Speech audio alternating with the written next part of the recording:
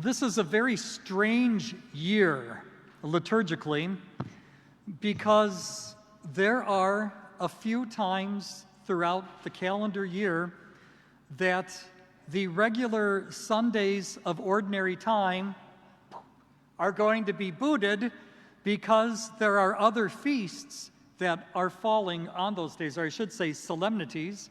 And those solemnities, because of the importance that they carry, replace even a Sunday of ordinary time. Now, a little liturgical trivia, had those solemnities fallen in Advent or Lent, they wouldn't have replaced those because the Sundays of Advent or Lent are more important. But on ordinary time, anything's game. And so today, we celebrate the solemnity of Saints Peter and Paul, and actually, we celebrate the Vigil Mass tonight. Tomorrow is a different set of readings, different set of prayers. But this is a very important solemnity.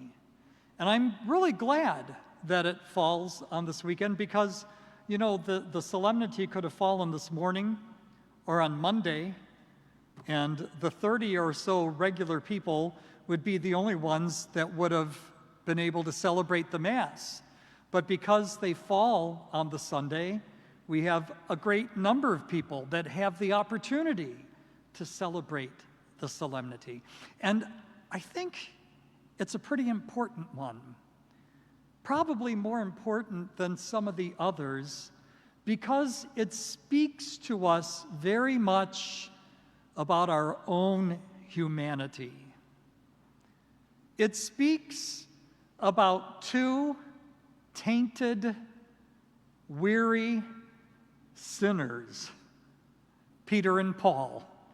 You know, so many times we put them up on pedestals. God knows Deacon Joe does. Deacon Joe and St. Paul are like this, man, I tell you. You know, we all put those saints up on pedestals, but this solemnity reminds us of their baser nature as well. Peter denied Jesus. Not just once, not just twice, but 3 times. And in the gospel this evening, we hear Jesus giving Peter a chance to recant those denials by asking him not just once or twice, but 3 times, "Do you love me?" "Yes, yes." "Oh, yes, Lord, you know I do." "Okay, then follow me. Put aside yourself. Follow me, Peter."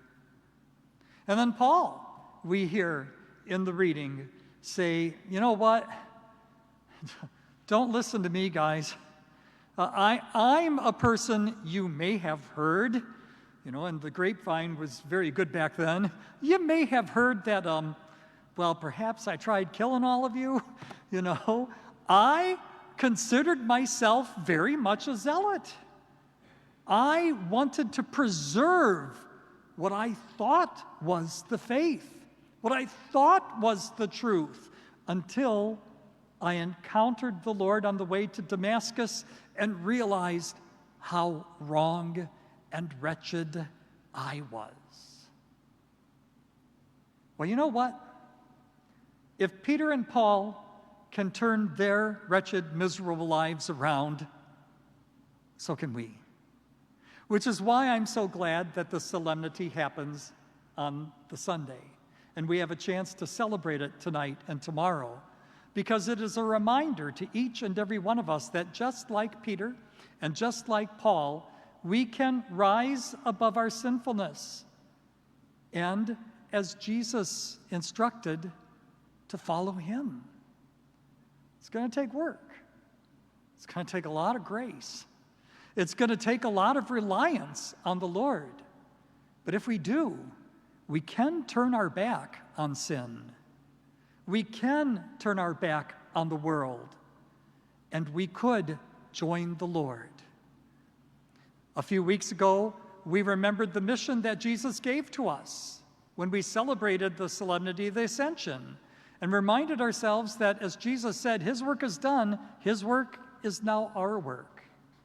If we are going to do his work, we're going to have to follow him and not our own will.